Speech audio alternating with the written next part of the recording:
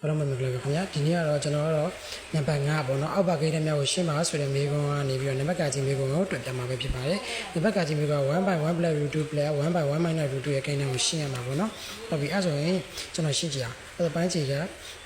ကိန်းနဲ့ပြီးထားတာက1 plus 1 1 by 1 plus root 2 plus 1 by 1 minus root 2ဆိုပြီးထားတယ်ကွာဟုတ်ပြီအဲ့ဆိုလို့ကျွန်တော်တို့ကဒီကောင်းကြီး irrational gain အဲ့ irrational gain ကိုကျွန်တော်တို့ irrational gain ပြပြဖို့အတွက်ဆိုလို့သူတို့ရဲ့စန့်ကျင်ဘက် gain တွေနဲ့မြောက်မှာဟုတ်တယ်သူရဲ့စန့်ကျင်ဘက် gain ဆိုတော့1 plus root 2ရဲ့စန့်ကျင်ဘက်က1 minus root 2 1 minus root 2ရဲ့စန့်ကျင်ဘက်က1 plus root 2နဲ့မြောက်မှာပေါ့နော်အဲ့ဆိုလို့1 by 1 minus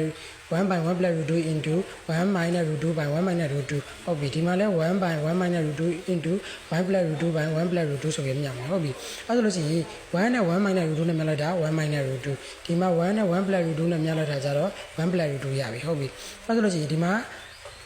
1 plus root 2တကွ1 minus root 2ဆိုအပေါင်းတစ်ခွင့်တော့တကွဆိုရှေ့ကင်းနဲ့ထပ်တော့နောက်ကနေထပ်1 square minus root square root the whole square ဒီမှာလဲရှေ့ကင်းနဲ့ထပ်တော့နောက်ကနေထပ်ဟုတ်ပြီအဲ့ဆိုလို့ရှိရင်1နဲ့ထပ်က1 square root နဲ့ထပ်က2ဒီမှာ1 minus 2ဒီဘောကကျတော့1 minus root 2 1 plus root 2ဟုတ်ပြီ 1 တဲ့ minus 1 minus 2လို့ရတော့ minus 1ဒီမှာလဲ minus 1ပိုင်းစီက2နေပြီအဲ့ဆိုပိုင်းစီ2တဲ့ခါကျကျွန်တော်တို့ခုလေးရေးလိုက်ပြီနော်ရေးတဲ့ခါကျတော့ minus 1အဲ့ဆို1 minus root 2 plus 1 plus root 2ဒီမှာ minus root 2နဲ့ plus root 2နဲ့ကြီးတော့အဲ့ဆို1နဲ့1နဲ့ပေါင်းလိုက်တော့2 by minus 1ဒီ minus 1ရအပေါ်တက်လိုက်တော့ minus 2လို့ရှင်းနေပြန် minus 2